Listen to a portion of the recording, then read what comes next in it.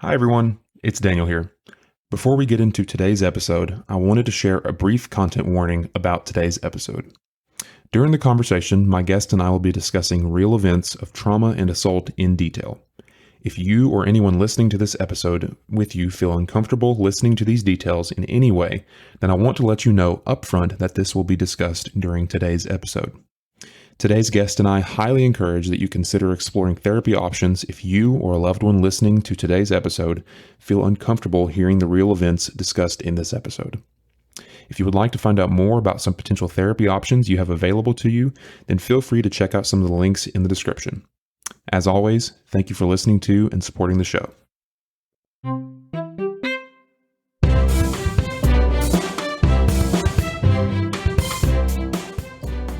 Hey there, everyone. Thanks for tuning in to another episode of the podcast. My name is Daniel Trinham, and I will be your host as always. Before we get started with today's episode, I want to let you know of a few things of note. First, you may or may not be aware that I host another podcast called The Third Seat.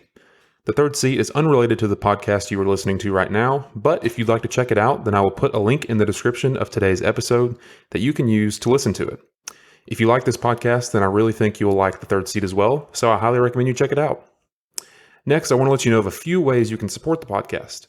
First, be sure to tell a friend if you enjoy the show. Word of mouth is not only a great way to help support the show, but it's also zero cost. Secondly, if you enjoyed today's episode, then be sure to leave a 5-star review wherever you get your podcasts. Leaving a positive review is one of the best ways of not only supporting the show, but it also gives me direct feedback from you regarding how you feel about the show overall. I greatly appreciate if you decide to take the time to support the show in any of these ways. Finally, if you'd like to follow me or the show on social media, then feel free to check out the description of today's episode. Here you will find all affiliated and mentioned links, as well as how you can support the show online. As always, I want to thank you for tuning into and supporting the show. It really means a lot to me, and I hope you enjoyed today's episode as much as I enjoyed making it for you.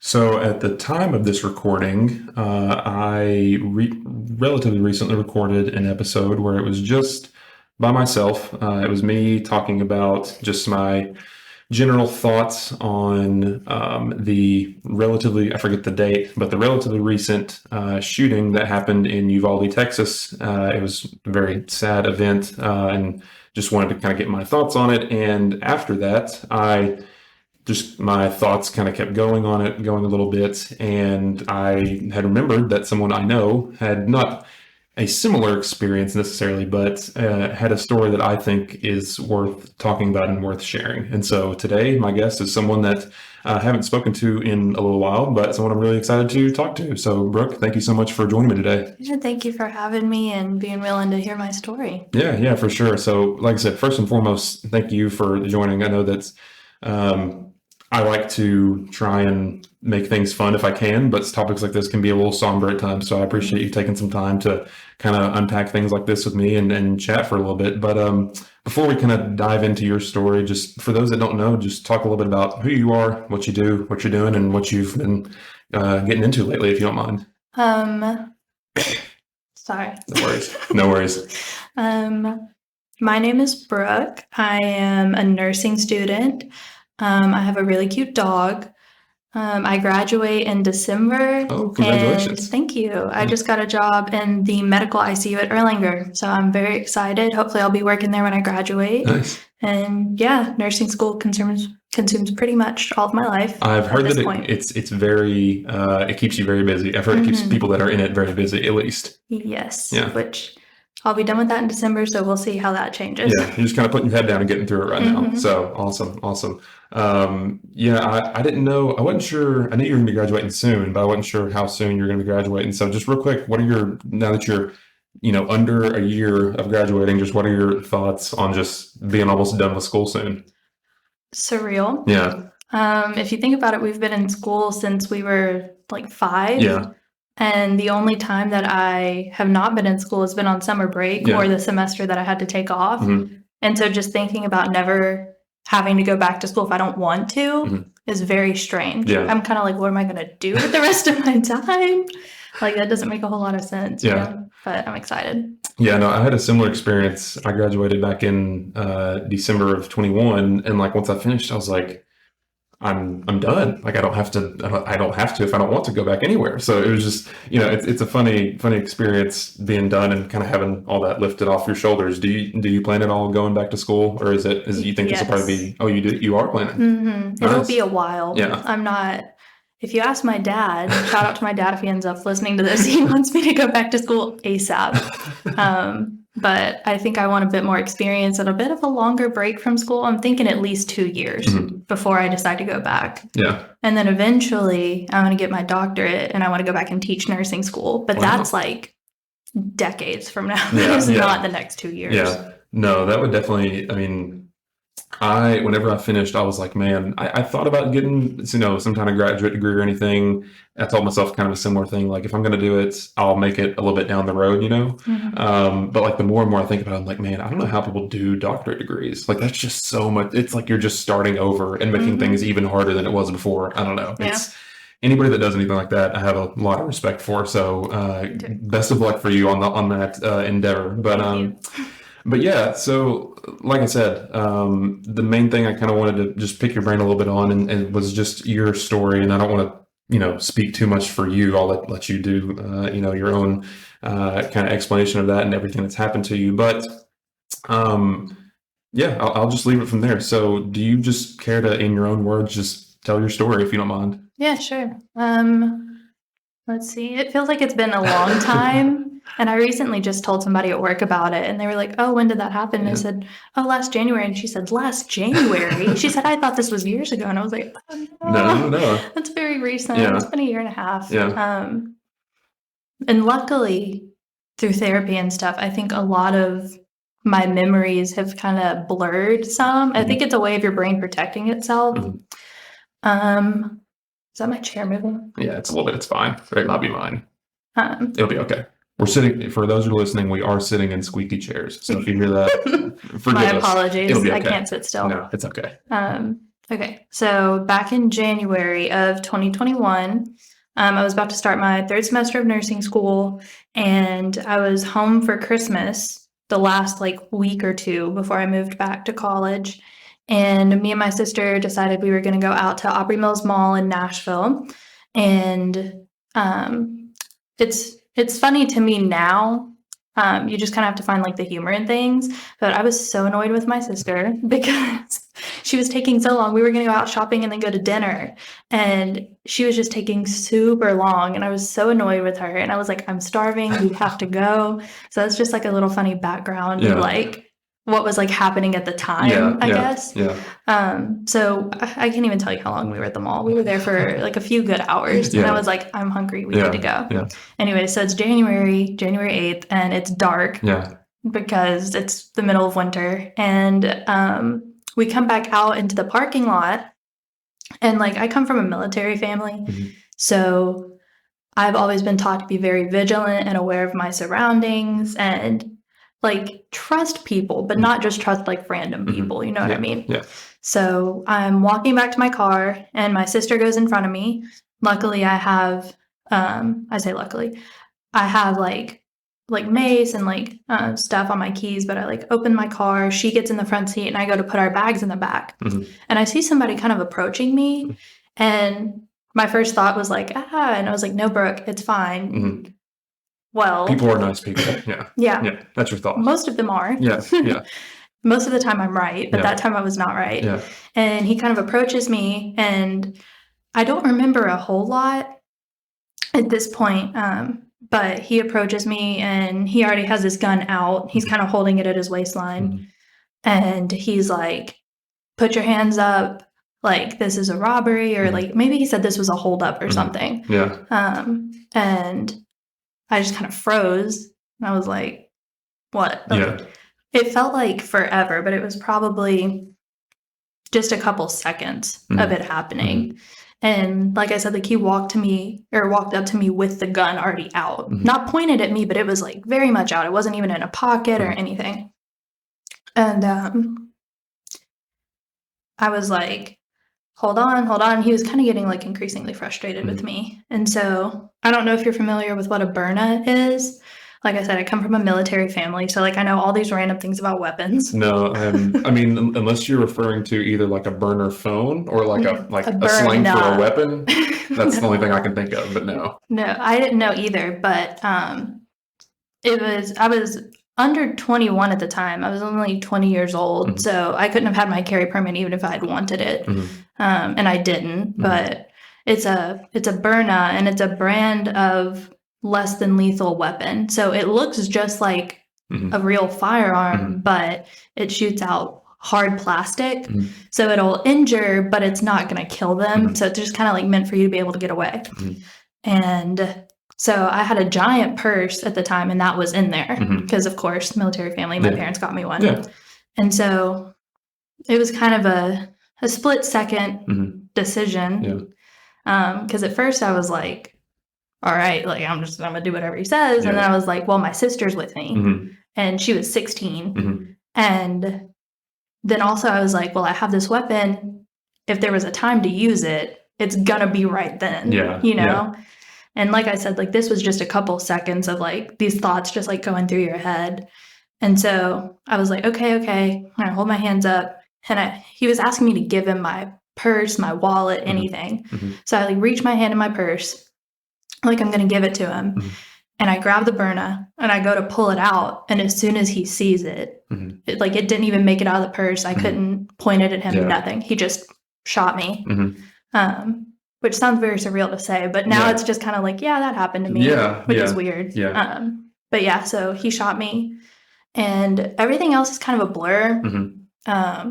Because at first, like I told a coworker one time and he was like, was it hot? I was like, I don't know. I was like, I don't remember. Like that was just such a bizarre question of me. Anyway, so like I don't remember. And it didn't immediately hurt. It was just kind of like your body just immediately goes into shock. And so obviously, you know, gunshots are loud. My sister heard it, came out of the car. He just took off and ran. I mean, didn't even take anything, didn't stick around to figure out what happened. And for that reason, like the police and my family and like our lawyer and stuff, like we just kind of believe it was gang initiation. Apparently that happens a lot around Aubrey Mills. And all you have to do to be initiated is like shoot someone. So I guess he didn't even actually want to rob me. He just, I don't know. That's just a theory. We don't know. But so he took off, and again, it's like something that like you shouldn't laugh at, but it makes me laugh looking back at it. And my sister came over to me, and at some point between that and her getting out of the car, I was on the ground. And she comes over and she's like, what happened? And I'm like, hey, call 911. He shot me. And she goes, where? And I was like, it doesn't matter. Like, it sounds like such a morbid thing to laugh at, but like you got to find like humor in like the little things. But even then, I thought it was funny because I was like, I just told you he shot me. Like, it doesn't matter where he shot me. Like, call 911. Yeah, so and I know some people are going to think it's weird that I'm like laughing about stuff like that, but it's just like, when there are moments like that, you kind of have to, because if not, just talking about any of this would just be horrible. You know what I mean? And all of it's horrible. But you got to find little moments like that to where you can like appreciate the like, either like the awkwardness or just like the accidental hilariousness of the comment. But anyways, so luckily he didn't do anything to her. I don't even know if he knew she was in the car with me.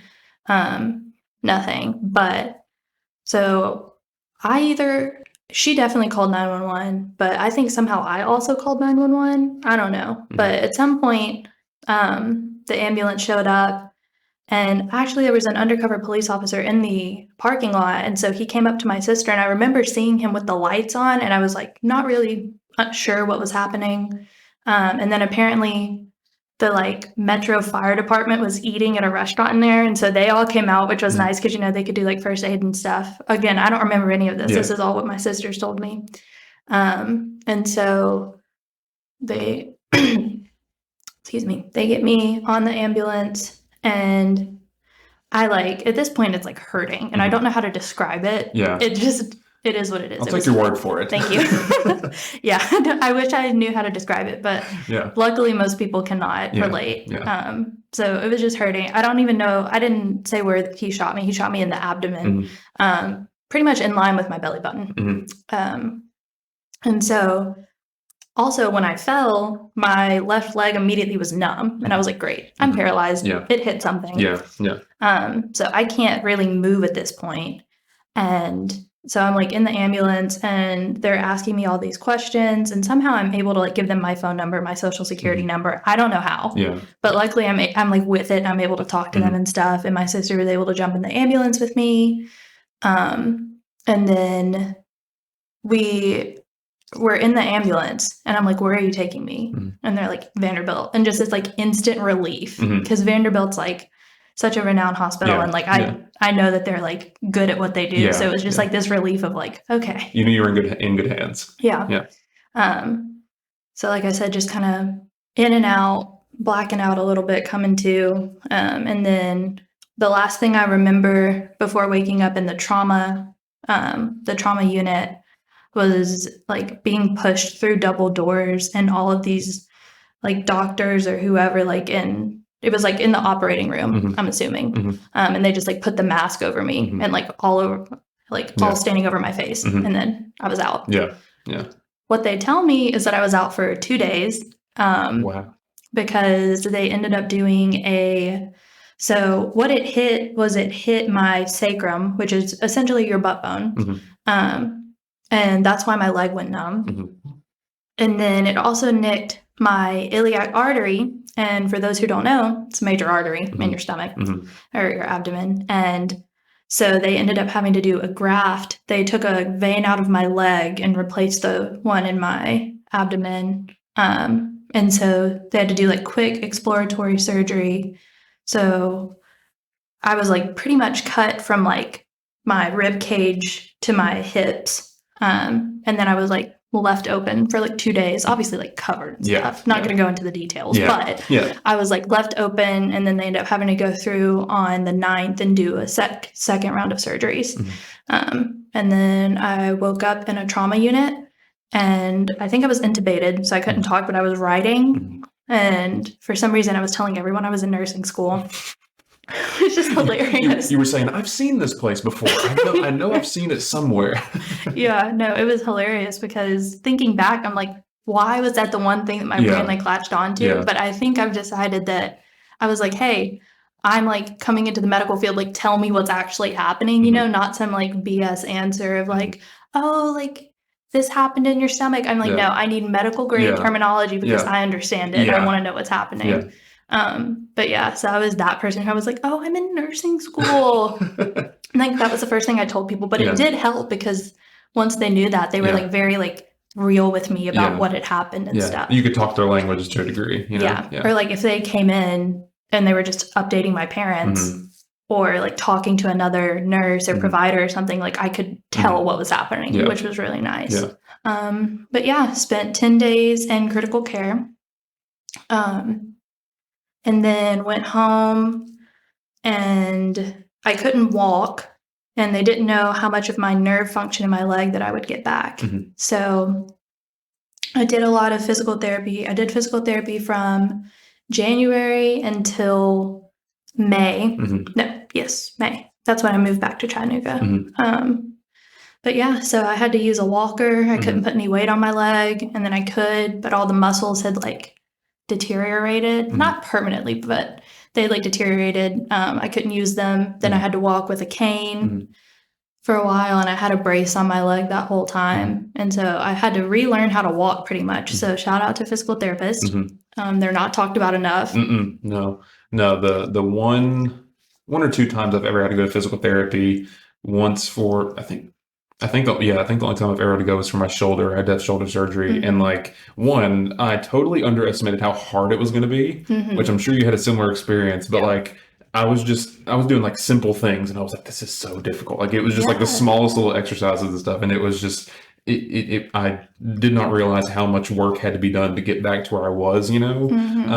But without them, I mean, I don't know if I could use my left arm to, exactly. Yeah. And like, even as a kid, like, you never really heard, like, a lot about them. You know, you hear doctor and nurse and, like, all this stuff, but, like, holy crap, like, physical therapists and occupational therapists, like, they are so needed and so impressive because, like, just if you even, like, hold your leg out and stretch out your leg, like, extend it, I couldn't do that. Like, my muscles, it was the nerves that were messed up, but, like, it wouldn't allow me to do that. I had zero strength in my leg. So thankful for them. Yeah. So before I have a bunch of different things like swirling around in my head that I want to, but like before I go into any of this, how are you feeling now just about everything? You said you're about 1.5 years removed. Like, I've had in my life, I don't know if I've talked about this much on here specifically, but I've had one experience in my life that I consider like a life-changing moment. Like, you know, for me, I know a couple other people that have had similar experiences where it's not like, you know, it's not something that most people endure. You know, it's kind of like something that, you know, like you mentioned, like not many people know what it feels like to get shot with a gun. And thankfully that's the case. But, you know, I've had an experience similar to where it's an experience that most people don't have to endure. And I know a bunch of other people like that they do. And after the fact, like, you know, whenever you get 1 year or so removed, your attitude is just very different on it. You know, you were talking about how like you can kind of joke about it now.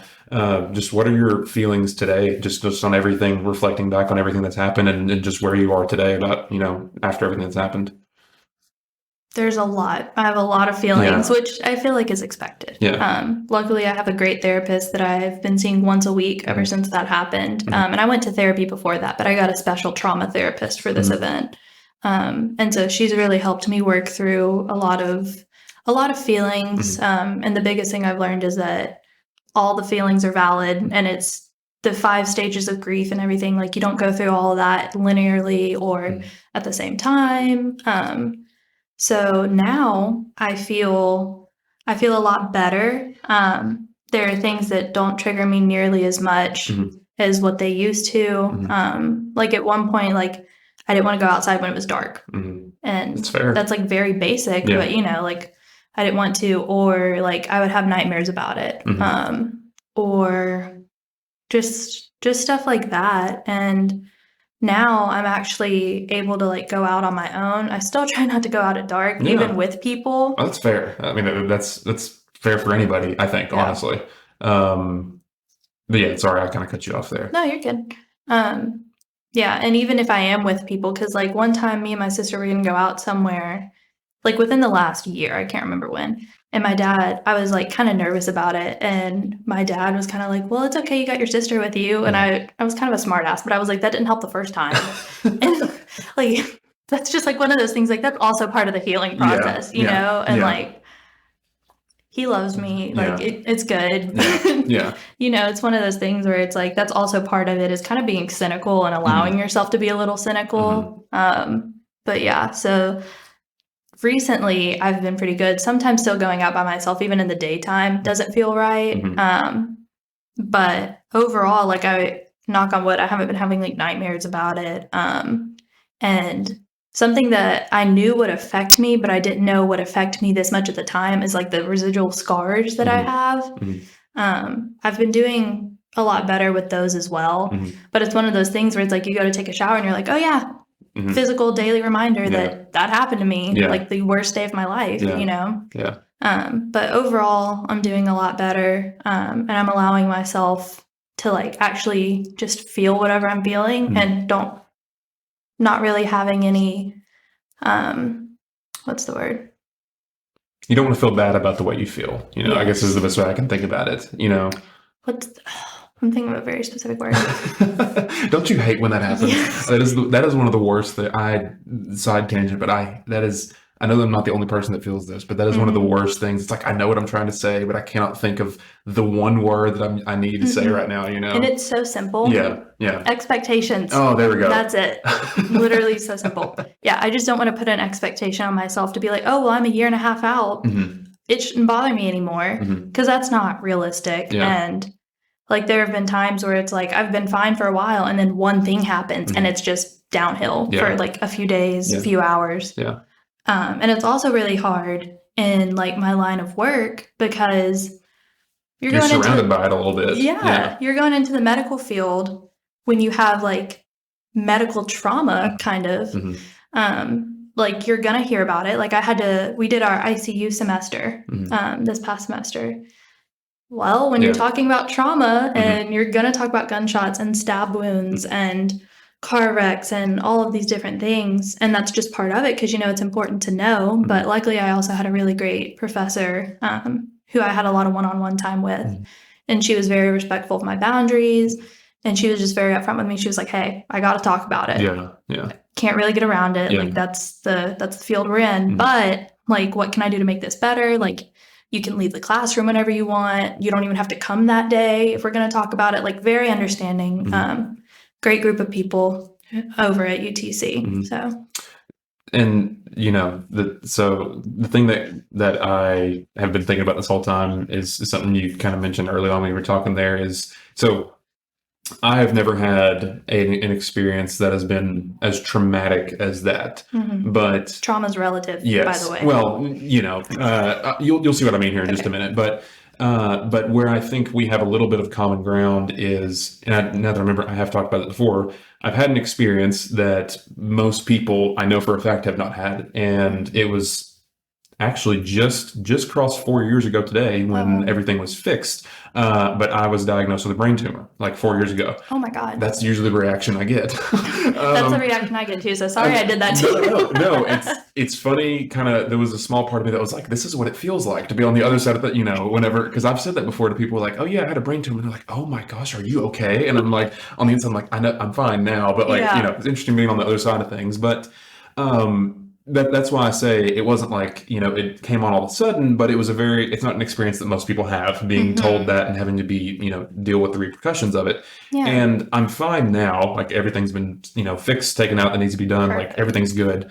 But where I really relate to what you were saying is my experience was I had so many people reach out to me that were like, concerned about me for obvious reasons, that were wanting to make sure I was okay, if there's anything they could do for me. And it took like everything I tried to do was to kind of bring it back down to earth. Like, if I could joke about it, I would joke about it. If I could like try to bring any normalcy back into my life, that's the thing I wanted. And so when you were saying like, you were kind of laughing about it even in the moment, like, I know what that feels like. I know what that feels like for everything to be spiraling out of control to a degree, and you try to do whatever you can to bring some normalcy back to it. One of my closest friends, I don't know what was in the water around this time, but around the time that I was diagnosed with that, he was diagnosed with lymphoma. And oh my God. It was a very crazy time to be alive. He is now also good. He's been clear for a while, and he's an awesome guy. But we both kind of shared that experience where the last thing we wanted was for everything to be going, our lives were so out of normal, out of whack for the longest time that we wanted to do whatever we could to bring it back into some normalcy, and so we would joke about it, like what you were saying. We would have some comedy about it even at times, and not to say that that's like the response everyone should have, but that was just our way of kind of dealing with it. It's like what you needed. Yeah. Well, I mean, the way I always put it is like I said, my life was so not normal for that time frame. Like, it was just, I was in the hospital, I was going through therapy, like all this stuff. It's like anything I could do to make it a little bit more normal and just like back to the way it was prior, I would do whatever I could. And so that's why I laugh whenever, you have those like comments to your dad and stuff. Like, I know exactly what you're, feeling with that. And that's always been like my message to people, if they ever want to know, like, what should they do when they encounter someone that's experienced something like this? I mean, it's going to be different each time. So I don't want to paint with too broad of a brush, but my message to them is always just treat them like a normal person. Yeah. Like, don't obviously be concerned about them, but don't like treat them like they're that person. Like, my friend who told me, he was like, I didn't want to be the kid who had cancer. I just wanted to be me. I just want to be me dealing with my situation. And I was the same thing. I didn't want to be the guy with the brain tumor. I just wanted to be Daniel that's dealing with the situation I was in. And did you ever feel that way at all? Or was it a different situation for you? Listen, I may cry just for the fact of like being understood, because like people also don't like to talk about trauma because it's hard. Yeah. And like the only person who really understands like to a T is my sister, because she was there. Yeah. She had to make the phone call, to 911. My parents were over an hour away. So she kind of had to be there by herself until my grandparents could get there. And so even though she wasn't physically injured, you know, like she experienced everything emotionally, I felt, except for things related to actually being shot. Yeah. And so I hear you about like wanting people to just treat you normally. And it's really hard because also sometimes you tell people and they like treat it like it's no big deal. And I'm like, hey, I'm like, that is a big deal. You know what I mean? It's like a very weird balance because it's like if you were to have said like, oh, I had a brain tumor, and I was just like, oh, yeah, like it was like a part of any other normal day. I would have definitely been surprised. That would have been the first. Yeah. But it's like this fine line between you're like, oh, okay, wow, that's crazy. Yeah. But you're like, okay, that's where it's got to stop. Yeah. Like you don't want it to be like this huge, like overarching, like, oh yeah, that's Brooke. She's been shot before. Yeah. Like, because at some point you want to heal and you can't heal if other people still see you as that person. And so I definitely understand what you're saying. And that's kind of always my biggest thing with telling people too. I just left a job and probably 3 people knew max. One of them was my manager because I was like, hey, if I see something that triggers me, I'm going to have to take a step away. And so not many people knew.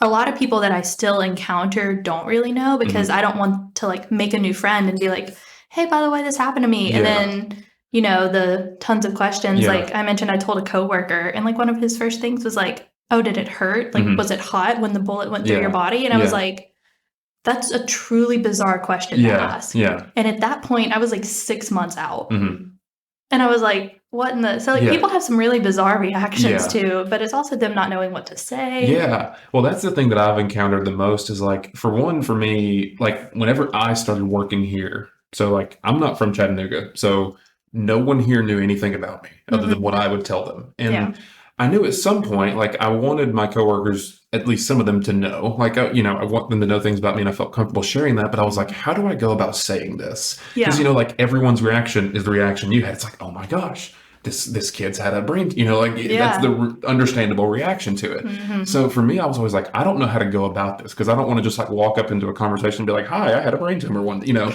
I don't want to be that person. But at the same time, it's important because it's a part of you. Yeah. It's like, I don't want to never bring it up, you know? And so for me, that was always a difficult thing. But then at the same time, I totally understood people because like, what are you supposed to say to somebody like that? Like, you know, like if I did not know you at all and we crossed the street and you told me your story, I was like, I mean, I remember when this happened and I don't remember how I first heard about it, but I remember my first reaction was like, what? I was like, that doesn't make any sense. I was like, that doesn't, why? I was just so confused. I was like, that's such a, like out of left field. Like I've just, that, you know, that was not what I was expecting to hear that night or that day, whatever it was. Exactly. And, you know, I totally get the response of just like not knowing what to say and just kind of grasping at straws, you know? Yeah.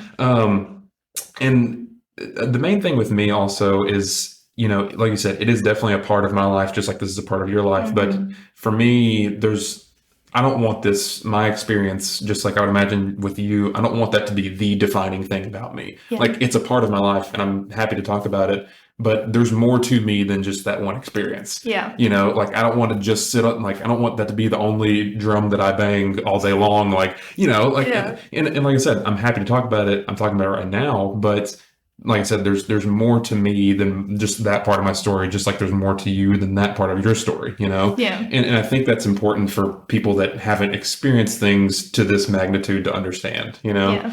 Yeah. Because I get why people want to ask about it. They want to know how they can help and to understand better. But at the same time, it's like, hey, there's more to me than just this one experience, you know? Yeah. Yeah. Which, you know, there's so many blurred lines with these issues that I'm not even saying I have all the answers to them, but I think oftentimes it's a hard area to navigate, you know? It really is. And like we were talking about, it's like people also don't want to talk about it. Like they either don't know how to talk about it, they don't know what to say, or they just like they say the wrong things and it's like they're trying to help and it's like like you said, like it's just kind of this like middle area of like how do you have a conversation about it? And then like what I was saying, like some people actually don't want to talk about it because that's like the stage of healing that they're in, is that they just don't want to talk about it. Yeah. So it's difficult all around. Something that in my experience, whenever I was going through everything with my brain tumor and whatnot, is one of the kind of unexpected consequences for me was not that I was an extremely immature person before, but it very much put life very quickly into perspective for me because I learned after the fact my life was never in danger. It was a benign tumor or anything. But when you get told, hey, you have a brain tumor, you immediately go to the worst, And for me, it was like life very like a lot of my problems got very small all of a sudden. And looking back now, over 4 years removed, which is a weird thing to say, that has served me well in a lot of ways because, not that I necessarily wanted that experience to happen, but I'm grateful for it because I know that I wouldn't be the person I am today without the things that I've learned throughout that process. Yeah. And, it's been long, like you're still, you're a year and a half removed, but do you feel that at all? Like today, looking back, you've passed a year, it's still like in the grand scheme of things, like a relatively fresh thing, but do you feel that way at all, just about your experience so far? Yes and no. Yeah. It's a very complicated thing, obviously, but and everybody's experience is different. Like I don't want to paint my experience as the experience for everybody. Like this is just totally for me, No, and it makes sense that like you had a similar in a different way, similar experience. And so you're like, was it the same for you? How was it different? Like that makes sense. But for me, at the point I'm at right now, like a lot of people are like, oh, like everything happens for a reason. And I'm like, no, there was no reason for that. Like I'm at that point where I'm like, don't try to, like, at least from my experience, I'm like, don't try to feed me that, oh, everything happens for a reason or like you're a better person. I'm like, I was a fine person before that, like I didn't need that to happen to me. So like that's kind of the point where I'm at. I would like to be at a point where maybe I feel differently about it.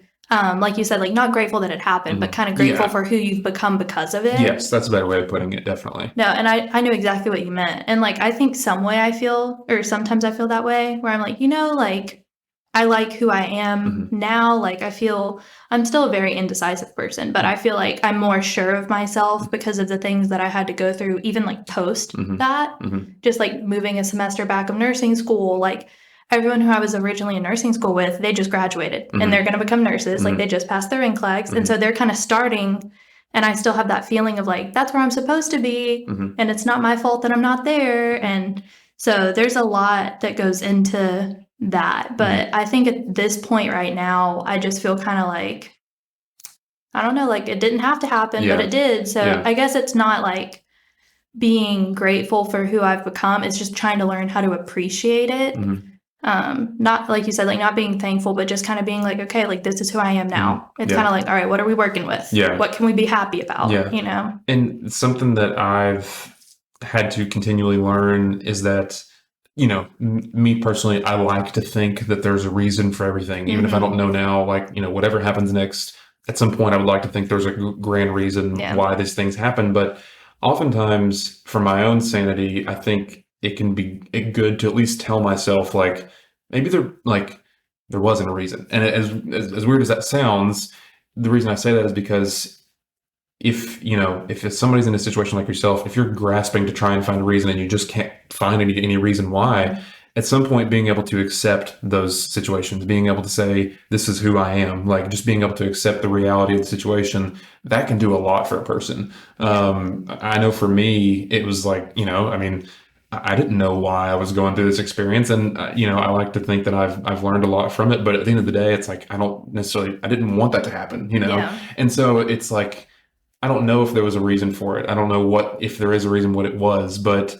being able to just accept the reality of the situation for my own sake was very important for me, because it somewhat allowed me to kind of move past it and just begin living my life again. I didn't have to keep dwelling in that one place and just asking questions of why this kept happening, what was going on in my life.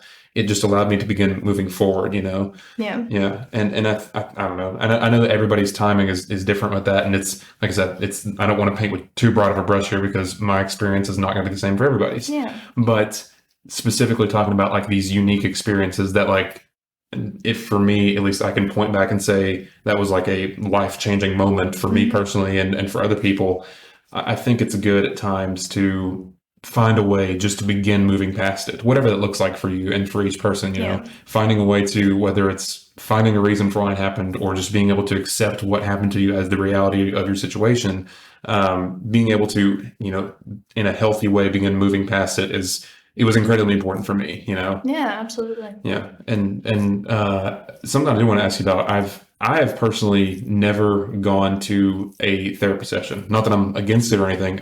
I never have before. I've talked to a therapist about this, but not like I was speaking to a therapist in an interview session and was just like asking him about it. But I wanted to know, I'm assuming, and you've mentioned like it's been a positive thing for you, but in your experience, what has been your main benefit and takeaway from just going to therapy for you? Because to me, I would imagine it would be good just to have someone just to talk to about these things that can hear you and understand to a degree, you know. Has that been your experience at all? Yes. So I feel like it's important to note I've been going to therapy since probably like January of 2019, Okay. On and off, and then pretty regularly since August of 2019. And that's through a therapist at UTC who love her. She's the best. And so I've been going to therapy for quite some time. And I think that actually helped when that happened because I was in the hospital, better off than I initially was. But I was in the hospital and I was able to do a telehealth session with my therapist. And I was like, she saw me in a hospital bed and she was like, what's going on? And I like within a week of it happening, I was able to just tell her step by step what happened and let it all out and cry about it. And that in itself was so cathartic because another thing is that like there's a lot of stuff that I don't tell people because it's horrific. Yeah. Like what I was thinking at the time, what I was feeling, experiencing, what was running through my head with my sister being there. That's also not like a topic for like a normal conversation or even like an in-depth conversation. Because if it's too much for me to handle, I don't want to put that on people. Yeah. So like I'm sure you can relate where there's some things about it where you haven't told anyone or like very few people because like you also don't want to dump that on them. Yeah. And so for this experience, just related to the trauma, it's nice to have somebody there who, first of all, is like equipped to handle those types of things. And so I know that when I go into therapy, like I can say exactly what I'm thinking and whatever I'm thinking with A, no judgment, but B, like my therapist is just equipped to help me handle it and talk me through it and just help me figure out how I'm feeling and what I need to do to take care of myself. So I recommend therapy to everybody, even if you haven't been through something traumatic, but especially if you've had something recently.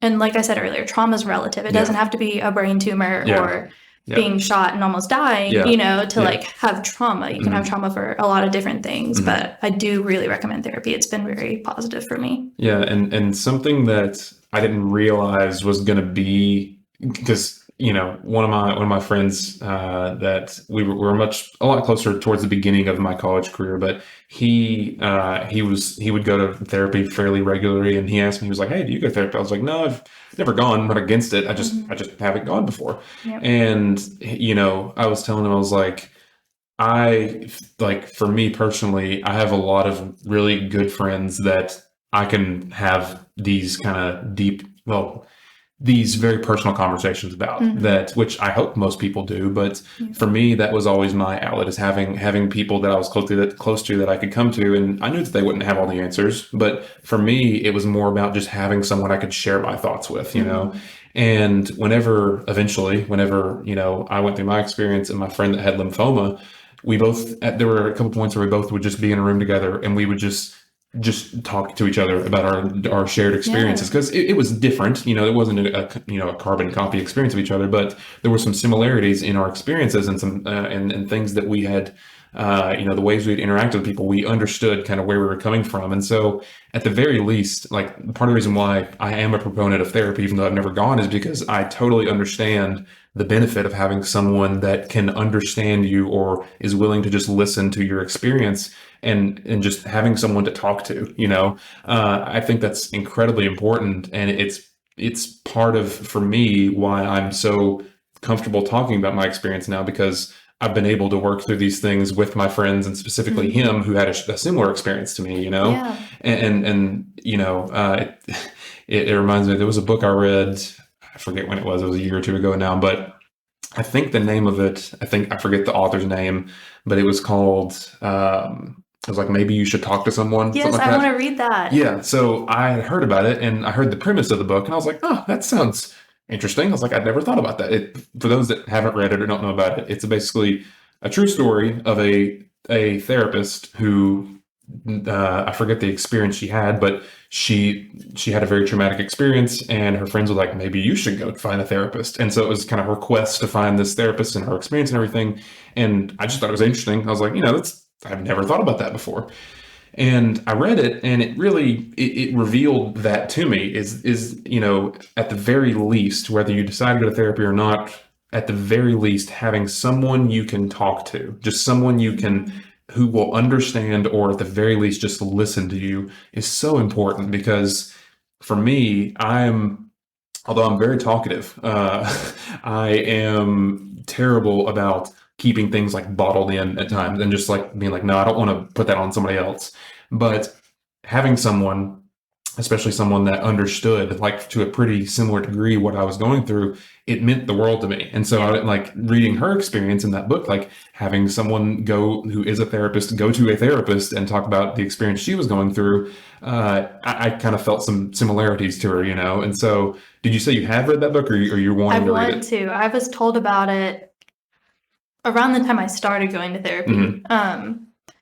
And I have not gotten into reading until like recently, like this summer. So it's on my reading list. I'll probably go pick it up now since we talked about it. But yeah, I've been wanting to read it for a while. I just haven't. Well, I will say it is. I really enjoyed it. It's a big book, but the good thing, so for me, if I'm ever going to read a book, I get intimidated by big chapters, even though at the end of the day, it's all the same length. Yeah. But this book, it has a lot of chapters, but they're like 4 pages long. And it was like perfect for me because if I read a book and it has like 100-page chapters, I'm like, oh gosh, I'm never going to finish this thing.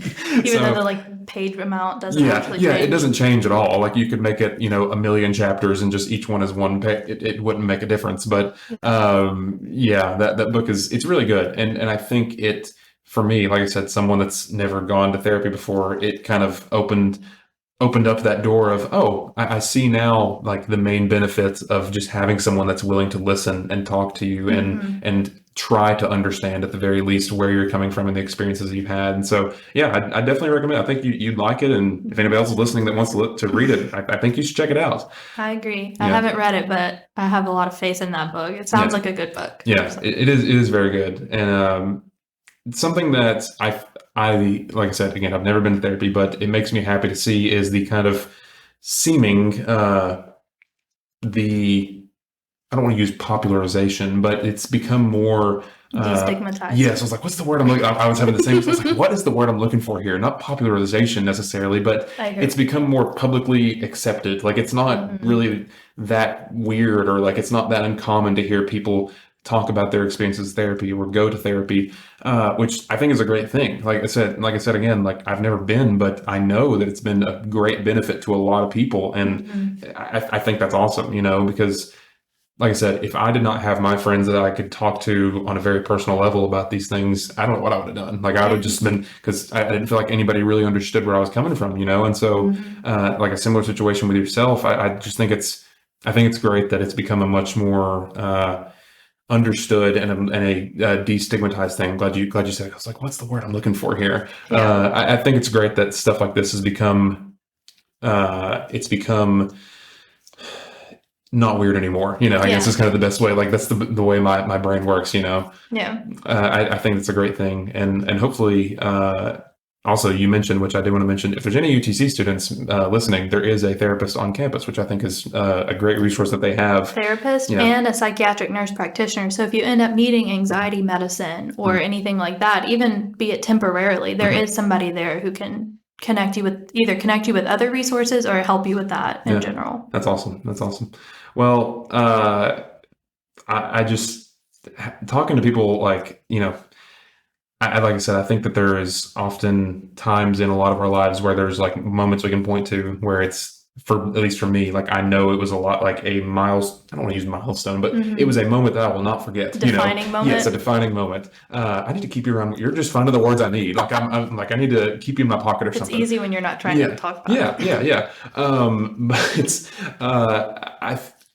talking to people about those defining moments, whether they're good or bad, I think is always important because, we don't hear these stories a lot. We see numbers and statistics, and there'll be every now and then a high profile event that happens or something like that. But we don't hear the stories like this. And I think they are because it humanizes those numbers that we see. It humanizes things like that. And I think that's incredibly important, something that I've tried to do and understand more, because I know that my story is not going to get told to everybody on the planet, but I hope that when a story like mine comes up, it's people realize that it's not just a random person out in the world that, doesn't really matter. No, that's a real person, Yeah. And I think that's incredibly important. So thank you just for talking about this. Yeah. I really appreciate you taking a little bit of time to chat with me about this. And I hope that if anyone listening had any similar experience or has any, I hope this was a benefit. This was a benefit to me just to hear your story, but I really hope that whoever listens to this, it was a benefit from them to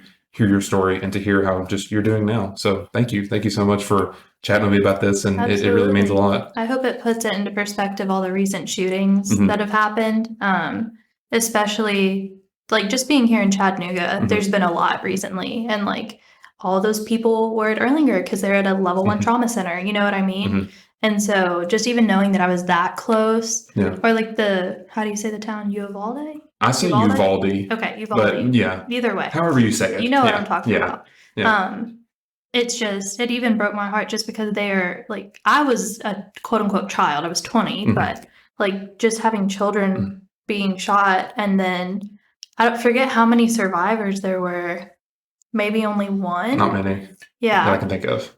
It just broke my heart because I just know that like what that kid is going through, because luckily not a whole lot of people can understand, but that's also unluckily like she's not going to have anyone to talk to. Yeah. You know what I mean? Yeah. So I wish there was like some way for me to like reach out to like, because what are you supposed to do? Like nobody's been shot, So it's like, how do you find people like that? Yeah. Anyways, so it's good to reach out to people and stuff like that. Yeah, and the thing which I know what this feels like, but it's so easy to see events like this and be like, oh man, that's a terrible thing, and then just like it's just unless it's like right in front of you, like it's easy. There's just, our world is a crazy place, and so it's just like, oh my gosh, that's terrible, and then like it just goes. And so like that was kind of my whole point of this, is like I think it's important to hear stories like this because even with high profile cases like what happened at Uvalde or like at Buffalo recently, like that gets a lot of media attention, but we're a couple of weeks removed now and it's kind of gone with the wind, like it's not talked about as much. And so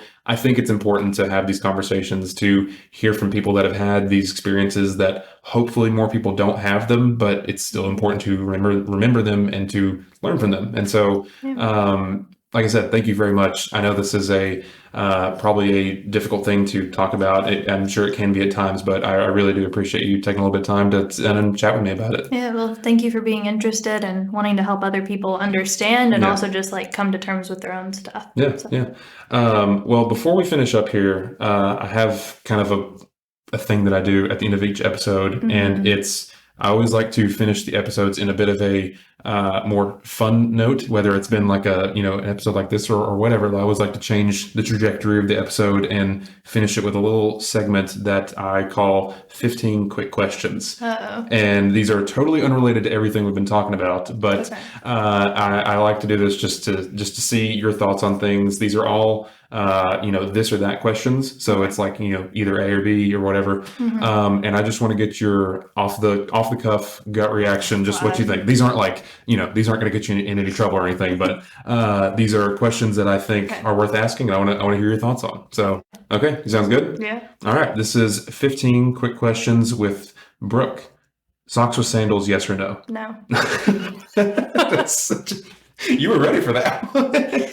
Yeah. I've had some people think about that and be like, I don't know. That was funny. You're like, no, not even a little bit. You said off the cuff, so I was like, no. I love it. Okay. Pineapple on pizza, yes or no? Yes. Oh, good. Summer, fall, winter, or spring? Fall. Who would win in a unicycle race, Danny DeVito or Matthew McConaughey? Matthew McConaughey. Hot coffee or iced coffee? Iced. Who would win in a dance competition, Dolly Parton or Lady Gaga? Lady Gaga. 70s, 80s, or 90s?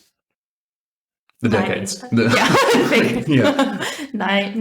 70s. I like the fashion. Nice. Guacamole or salsa? Guacamole. Waffles or pancakes? Waffles.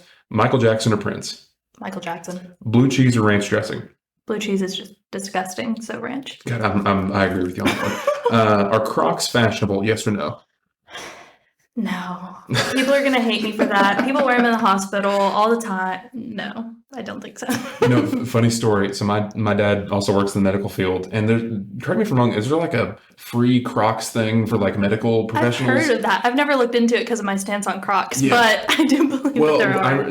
I'll finish up in a second, but I remember one day my dad came home, he was like, I just got a free pair of Crocs. And I was like, how are you excited about that? And I was like, what did you? He was like, oh, medical professionals just got free Crocs. I was like, okay. I was like, that's interesting. I wasn't expecting that, but yeah, I was curious to see your thoughts on the great Crocs debate. A lot of people wear Crocs. I'm just not one of them. Yeah, I'm not a huge fan of them either. So especially the Crocs purses. Have you seen those? No. Yeah, they're not. Don't you can get Crocs for your dog though. I just saw that, really? And I'm kind of behind that. That one's cute. Only on dogs. You heard it here first. Yeah. Crunchy or creamy peanut butter? Creamy. Movie or TV marathon? Movie. Okay, and this is the last question. I usually try to mix up the questions a little bit, but this is the one that I ask everybody, and I want to not only get your answer, but I want to hear your rationale on it, like hear your thought process. Okay. Would you rather have to fight one horse-sized duck or 100 duck-sized horses? A horse-sized duck? Yes. Or 100 duck-sized horses. So a bunch of really small horses or one really big duck? You can take a moment to think about it if you need to, because it is a weird thing to imagine. Yeah, I think 100 small horses, because ducks are really mean. Yeah, and they'll how small are the horses? I mean, teeny tiny. I mean, I guess if it's like an adult duck, I mean, it'd be like, I don't know. I don't have a reference to what I'm looking around. Like, I don't know what the size of a duck. I mean, I don't know. It would be like the size of like a football, maybe like a little bit bigger than a football, something like that. Maybe? Yeah, that's tiny. Yeah. I could outrun that. You think you can outrun them? I think I could outrun 100 of them. Maybe not all 100 of them, but I feel like you could punt them if you needed to.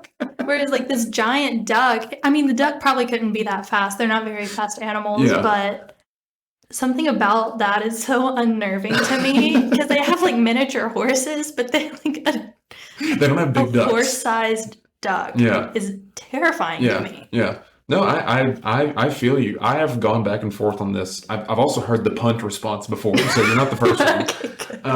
But I've gone back and forth on this. Like what would I want to? I don't know. Like, it's just a weird thing to think about. And so did you come up with that, or did you find it? I've seen that before, but I've never heard the same answer from anybody. Like, it's always, well, I think I'd rather do this one because if you think about it, their size is relative to, I'm like, you're going way too deep on this. So I just want to hear what you would do if you were ever in that incredibly unrealistic situation. The straightforward answer is that a giant duck is too scary. But you think you can take on 100 horses? You feel more confident about that? I don't think that all 100 would try to attack me, but you can guarantee that one duck is going to come after you. You know what I mean? Yeah. That's fair. Okay. Well, thank you for doing my little game here at the end. Before we finish up, like I said, thank you again for doing this. I know, do you have any links or anything that you'd like anybody to know about? Any like social medias or anything that you feel comfortable sharing? If not, that's fine. All right, hold on, give me a second. Yeah, no. Because I follow some therapists on Instagram. Okay, yeah, definitely put that out now, because I want to put any related links that you're comfortable sharing. I'll put in the description, so if anybody wants to check them out, follow up with any of these therapists that she is about to show me, then I'll put that down in the description. And yeah. Let me see. No, you're good. Also, it really just shocked me because somebody from high school, I just opened it and they got engaged, and I was like, oh my God. And I was like younger than me. So that's why I was like, oh. I know you just got engaged. Congrats, by the way. Yeah, thank you. So I wasn't like, not the fact that they got engaged, but because of like who got engaged. It's always a little bit shocking when anybody jarring. it's always a little bit shocking when anybody gets engaged, you know. And I'm saying this as a newly engaged individual. It's always like, oh wow, oh they did that. Okay, wow. You're like, holy cow. Wow, they're really doing this thing, you know. I know. I opened Instagram and saw you and Abby got engaged, and I was like, all right, go you guys, but holy cow. Okay, let me see. I'm trying to find. Maybe I can just send you them after. Yeah. Just send them to me afterwards, and I will blanked on all the names. No, you're fine. Just send them to me afterwards, and I'll get them down in there. But also try therapy. I love it. Yes. I think you would love it too. You don't have to go for your whole life. You can just go for like a little bit of time. You don't even have to be shot to go to therapy. You can just go. You can just go and talk about your life and like significant other problems or family problems or friend problems. They're there to listen. Yeah. That's great. I love it. I definitely support that 100%. And I'm glad that it's been such a positive for you and a positive for so many other people. So yeah, I'll definitely just shoot those over, and I'll definitely put those in the description. And if you're listening and you're at all curious about just what therapy is or what it might entail, there'll be a couple Instagram or Twitter or just social media accounts down in the description. You can look some more into it and get some more details on it. So, or you can just message me on Instagram. I'm always down to talk about therapy. Whenever I get drunk, I'm always like, don't get me started talking on mental health, because I'll talk. I will talk for a long time on mental health. So That's funny. But yeah. Feel free. Do you care if I put your Instagram in the description or anything? If anyone wants to chat with you about anything? I mean, don't hit me up and ask me like direct questions about the shooting. But like, if you want to like get to know me and talk about therapy, that's be respectful, of course. Be respectful, people. That's a good rule to follow. But yeah, I'll put that down there. If anybody wants to chat with Brooke just about life or just her experience, then it'll be down there. You can follow up with her and go from there. But yeah, again, thank you so much for doing this. It really means a lot. And I just, like I said, I know these things can be difficult at times, and so I appreciate you speaking to me and taking a little bit of time out of her weekend. I will say it is a Friday, so I appreciate anybody that's willing to take a little bit of time out of their weekend to do anything for me. So thank you very much. I really appreciate it. Thank you. Appreciate it. Yeah, and thank you all for listening. And I'll see you on the next episode. Bye.